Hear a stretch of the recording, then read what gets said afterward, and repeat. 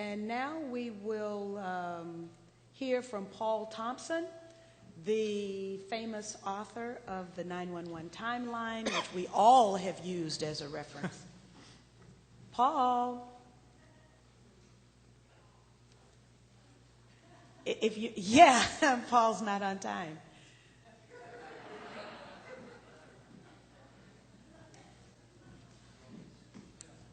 Is Mike Rupert ready? Paul's here. Okay, very good. Thank you, Paul.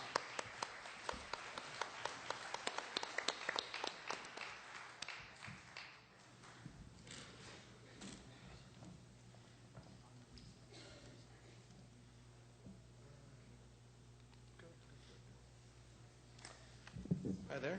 We were going to do a... What was that? You got to get sworn in. Y'all got to Oh, sorry. Make sure.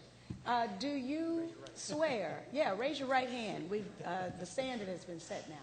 Do you swear to tell us the truth here today? Of course. Thank you very much. We need the truth. All right. Should I move this up?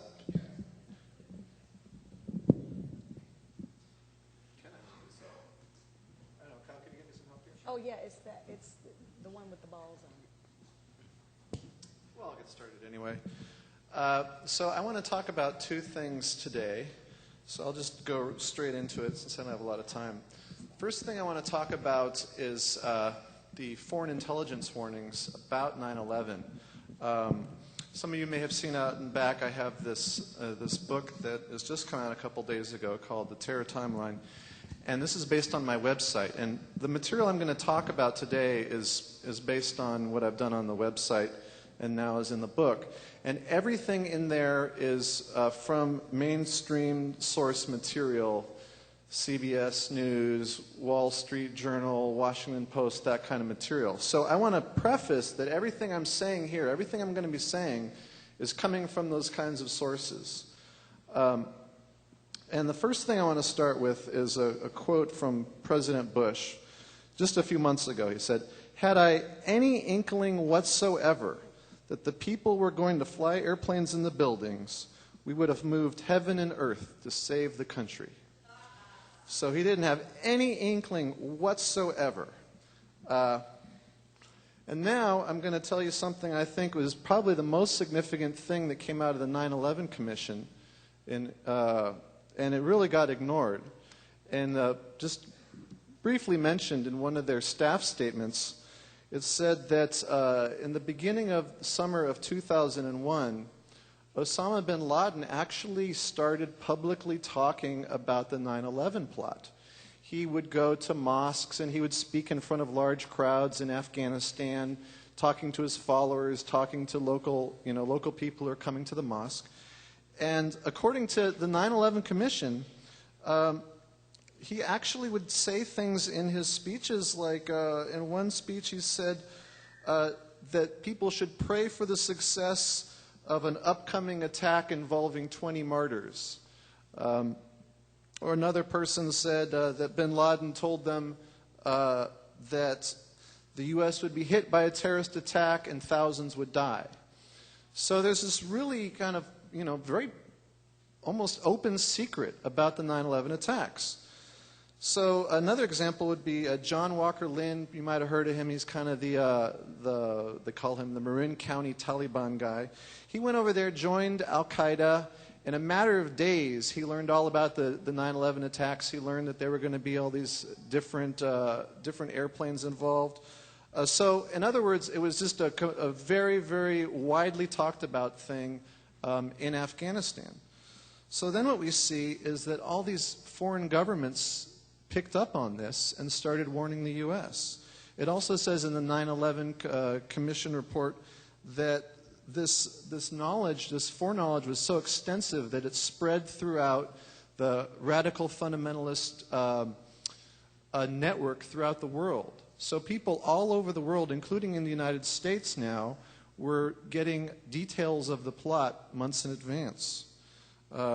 And this is why, I think this is the main reason why we see now all these governments start warning the U.S. So I'm just going to run really quickly and just tell you some of the warnings that came out. And remember that all of these are mentioned in very mainstream sources, New York Times, Washington Post, this kind of stuff. And none of the things I'm going to talk about today, except for what I just said, but all these foreign intelligence warnings, none of these are talked about in the 9/11 Commission. They've just completely ignored all of them. It's like these reports never happened. So also all of these things I'm going to talk about all are from 3 months before 9/11, June, July, August. All these warnings start coming out. So the British, they warn the U.S., they say Al-Qaeda is in, quote, the final stages of a very serious attack on a Western country. And then they also warn that an Al-Qaeda attack will involve multiple hijackings. So it'll be a single attack, multiple airplanes hijacked. Then Egypt, they warn, and this to me is the most astonishing warning, also in the way it was just completely ignored. It was on 60 Minutes on CBS, just mentioned briefly. And I'll quote it for you. It says, in late July, Egyptian intelligence says it received a report from one of its operatives in Afghanistan that 20 al-Qaeda members had slipped into the U.S. and 4 of them had received flight training on light aircraft. To the Egyptians, pilots of small planes didn't sound terribly alarming, but they passed on the message to the CIA, fully expecting Washington to request information. The request never came. So if that's not, we know there were 19 hijackers instead of 20. There were 4 training on light aircraft. And again, it's not surprising given what, bin Laden was saying to people. And we know that Egypt had a mole in Afghanistan and gave other good information. So really remarkable that nothing was done. Then later, a few weeks later, the Egyptians warned that this operation that was going forward were in the advanced stages. And this is according to the Egyptian president, Hosni Mubarak himself. Then Germany warned that terrorists would use airplanes as weapons to attack, quote, American and Israeli symbols which stick out. Then Jordan warned that a major attack using aircraft is planned inside the United States. And by the way, they even said the name of the code name of the attack, which was the Big Wedding, which turned out to be the code name of the 9/11 attack. Russia warned that suicide pilots were training for attacks on U.S. targets. And then the head of Russian intelligence later stated, we clearly warned the U.S. on several occasions, but they did not pay the necessary attention. And then the Taliban, actually, one of the foreign minister of the Taliban himself was kind of upset with the other leaders, didn't want the attack to go forward, so he warned that al-Qaeda was going to plan an imminent huge attack, quote unquote, inside the U.S. that would kill thousands of people. And funnily enough, the excuse in the news reports about why this wasn't taken seriously is it said because the U.S. intelligence agencies were suffering from warning fatigue. They were getting so many warnings that they just couldn't handle it anymore. Even Argentina gave a warning because not a lot of people know this, but there's a little sort of a pocket of al-Qaeda in the Argentina area. France gave a warning. It's an echo of an Israeli warning. I'll tell you the Israeli warning. They warned, well, they had 2 separate warnings. First one, they said 50 to 200 al-Qaeda terrorists are inside the U.S. and planning an imminent, quote, major assault, unquote, aimed at a, quote, large-scale target, unquote. And then this is probably the most remarkable warning, is that according to Der Spiegel and some other newspapers in Europe, a few weeks before the attack, before 9/11, Israel actually gave the U.S. a list of 19 terrorists. Now, we don't know if that's the exact same 19. However, the reports specify that 4 of the names were the same, including Mohammed Atta, Marwan al-Shihi, and the 2 hijackers in San Diego, al-Midar and al-Hazmi. So these are the leaders of the 9/11 plot. And according to Der Spiegel, all these names were given to the U.S. government.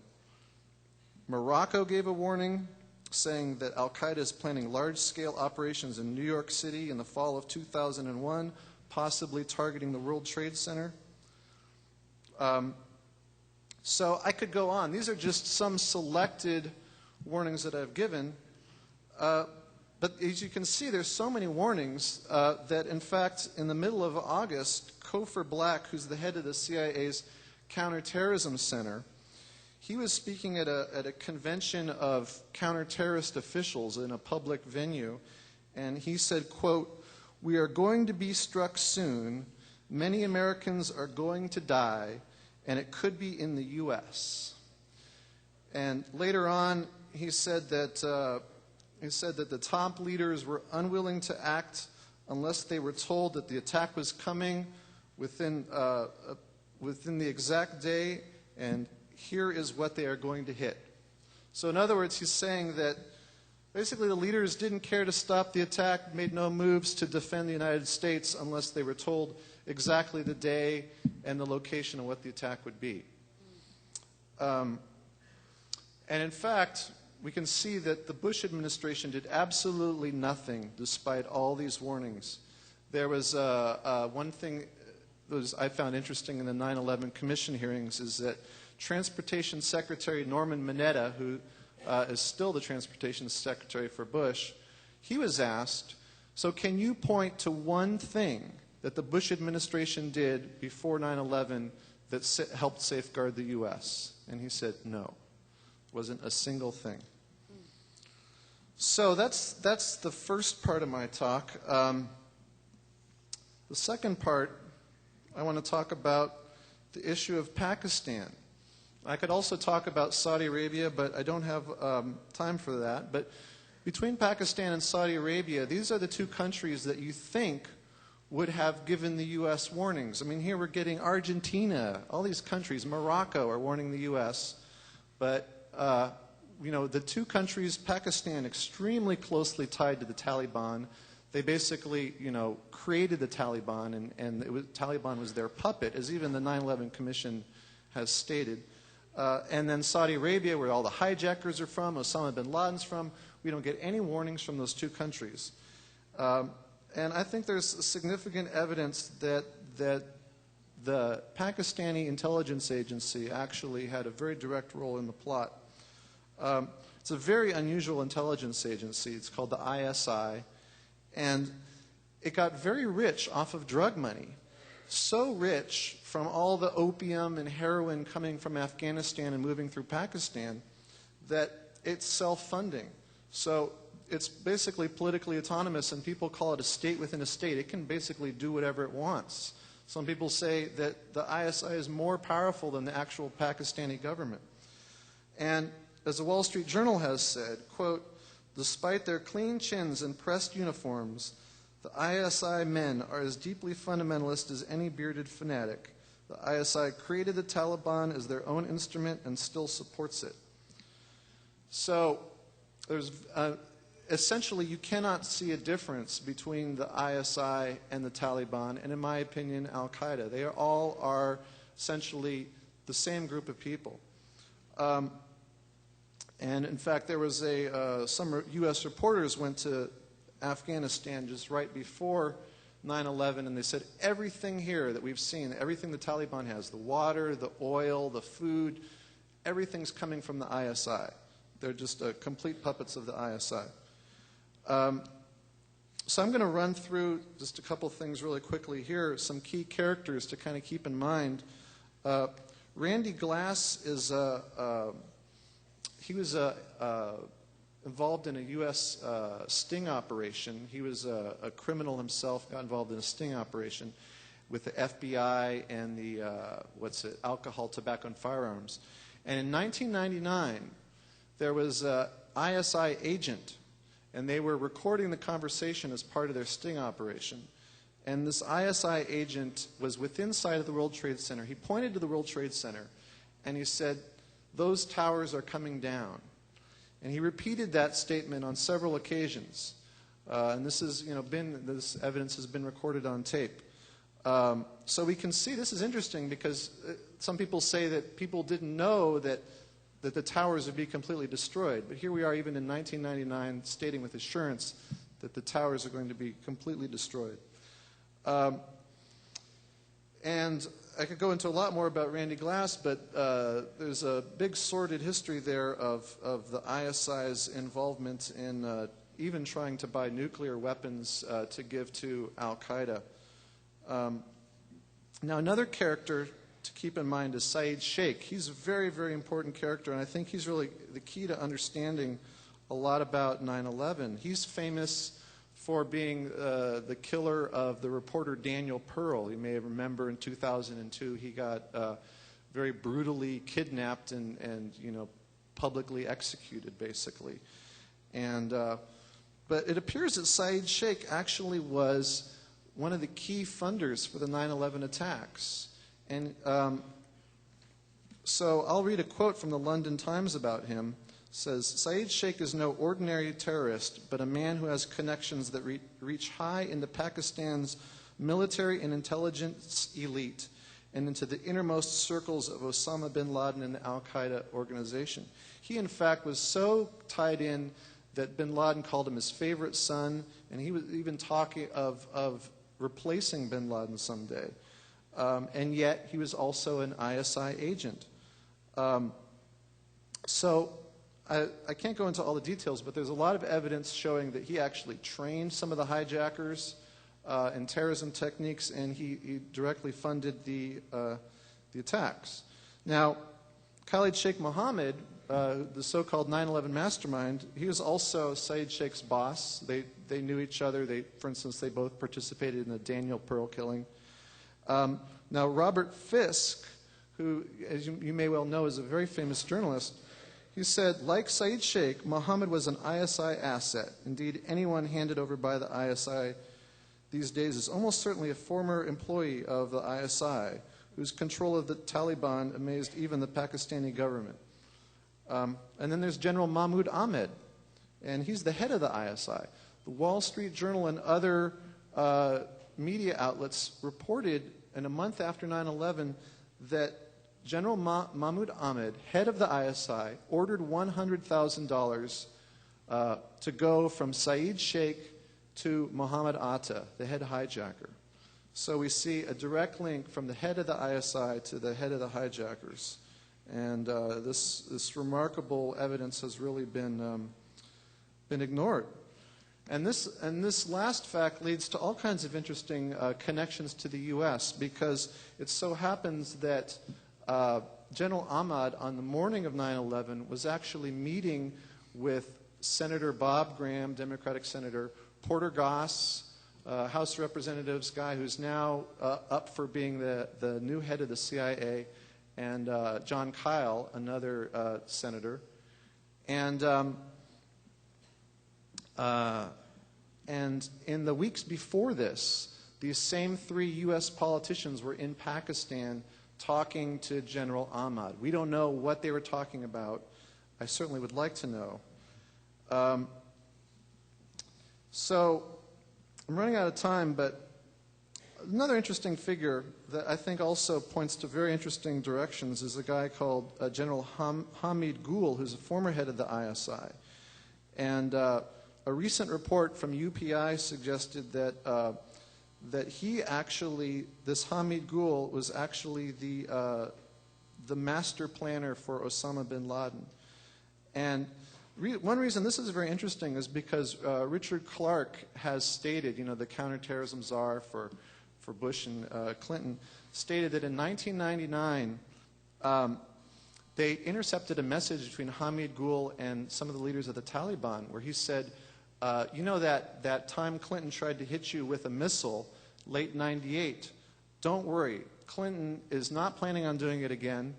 And even if he does, I'll warn you again like I gave you advance warning on the last time. So this to me suggests that there is some sort of collaboration between people within the U.S. government and people in the ISI, and this General Hamid Gul is being fingered as one of the masterminds of the 9/11 plot. The 9/11 Commission has covered up this information. There was actually an article in the LA Times that said that some people on the commission said that the Pakistanis were, quote, up to their eyeballs, unquote, in involvement with the Taliban and al-Qaeda, and that the commission findings that were actually released were, quote, only the tip of the iceberg, unquote, on these connections. Now, Daniel, I'll say just one more thing. Daniel Ellsberg, of the famous Pentagon Papers whistleblower, he said that, quote, it seems to me quite plausible that Pakistan was quite involved in 9/11. To say Pakistan, to me, is to say the CIA, because it's hard to say that the ISI would know something that the CIA had no knowledge of. So I hope that we can figure out these connections and bring these people to justice. Thank you very much. Thank you very much. Now, for those of you in the audience